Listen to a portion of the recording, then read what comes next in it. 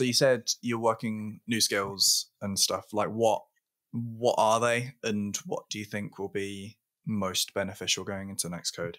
Yeah, so having studied the codes briefly, not fully yet, but briefly, it seems to be that the trend on floor is now double straight somersaults are going to be favored.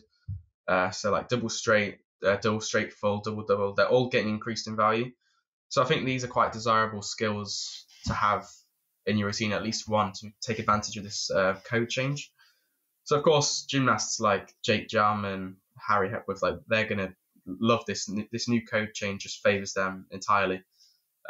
So for me, being a pommel specialist, it's not entirely necessary for me to have these skills, but as an all-rounder, these skills would complement me and make me stand out a lot more. So still desirable for me to put in my routine if possible. Moving to the pommel, because I'm 100%, I don't do any flares in my routines, and that seems to be the biggest hit to this new code, is that flares are being hammered. So you can I think it's only like 4 flare elements you can do in your routine now. And there's some people in the world right now who are doing like 10 skill flare routines, or like just all flares. So more so for them, this code is like a bit of a nightmare. But for me, I'm just going to be putting in a G flop on the single handle at some point, and also an F flop, so they can become staples in my routine. But that's where I'm going to increase my difficulty. On the rings, some strength elements would be nice. So I'm trying to get stronger on my straight planche and my cross, because they are pretty big requirements in order to get like a decent score in the next code. So that's going to be important. Vault, I'm going to just be continuing to do two and a half gas. Are you planning anything different for your vault?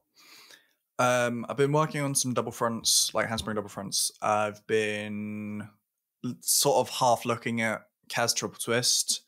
Training's been very inconsistent at the moment, but yeah, so that's sort of what we're looking at. I think the most likely option is that I either stay with 2.5, but like I keep working triple, but it's a lot easier to go from a triple to a 2.5 than it is to go from a 2.5 to a triple. In a Cas, like specifically, and then maybe it's a second vault doing a double front. Maybe if I want to be a vault specialist. But I think it's definitely doable from the ones I've done. It's still very new, but moving to P bars then. I think a lot of the focus and priority there is on the front uprise elements, because moving into 8 skill, the like front up DM and the front up studs, they have 2 E's, which I think people are realizing are getting easier or like more prominent in the code. I even believe next code after this upcoming one, they might reduce them in value slightly, just because they're just growing in popularity. It's the same thing they did with the Son on the Pommel horse. They're going to be reducing that to a D value from an E next code. So it's kind of just seeing where the trend goes and just like changing it and bringing new things back to light. And then on the high bar, I'm trying to get in more like combinations like squat off, straight Kachev, maybe Lukin, pushing towards like Coleman, Cassina, those kind of bigger skills that you're going to need if you're going to be a key player for the Team GB squad. So yeah, definitely those kind of skills need to be ticked off. How about squat half straight bingo? Just as an aside. I need to get on that more, but my straight Kachev is consistent now, so I just got to put those 2 together. Okay, cool. Yeah, the squat half is very important if you're doing the squat half combinations.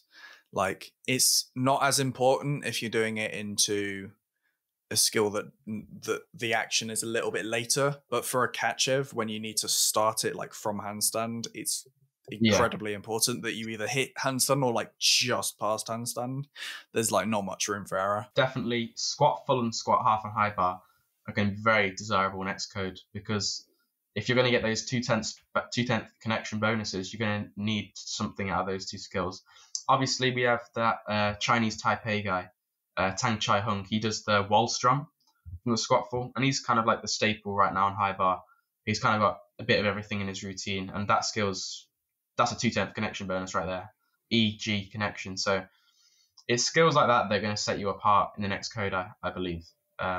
So yeah, definitely very important. We have mentioned that guy, Tang Chai Hung, on a couple of these ones. His name, well, normally it's the Chinese Taipei guy on bar.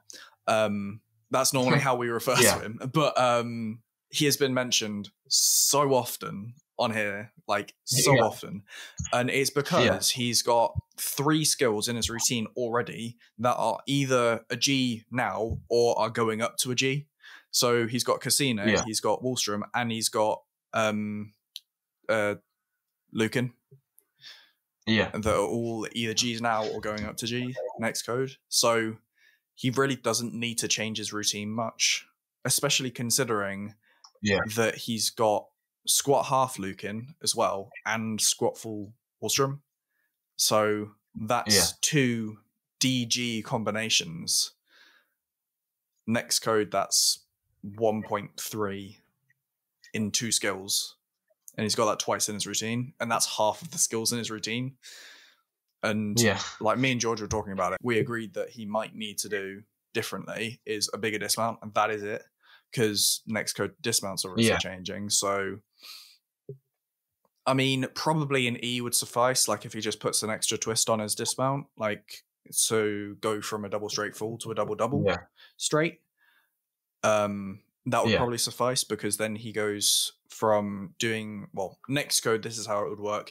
It would be a D dismount with 4/10 extra for the requirement, to this code it being 5/10 for the dismount and 5/10 for the requirement. So he goes up by 2/10 rather than just the 1. And then plus you get a stick bonus if you stick it as well. Or he just goes for the easy dismount, goes for the stick, and then he's guaranteed sort of the same amount as someone would get if they did the E with 1 step. It's about balancing, I guess. But if you can do the E, you can do it consistently, you can stick it consistently, then it's a no-brainer, really. I think I like generally what they've done with this new dismount rule. I think making the routines shorter as well should make them more exciting, and it also just puts more pressure in those like high bar finals of like who's going to do the big dismount and who's going to stick the big dismount. That's really who's going to be on top, and that's definitely going to be more exciting to watch from a spectator point of view as well, I'd say. There's a lot more excitement in that than just somebody breezing through a 10 skill and finishing with like a stoled quas dismount. Do you know what I mean? There's more excitement.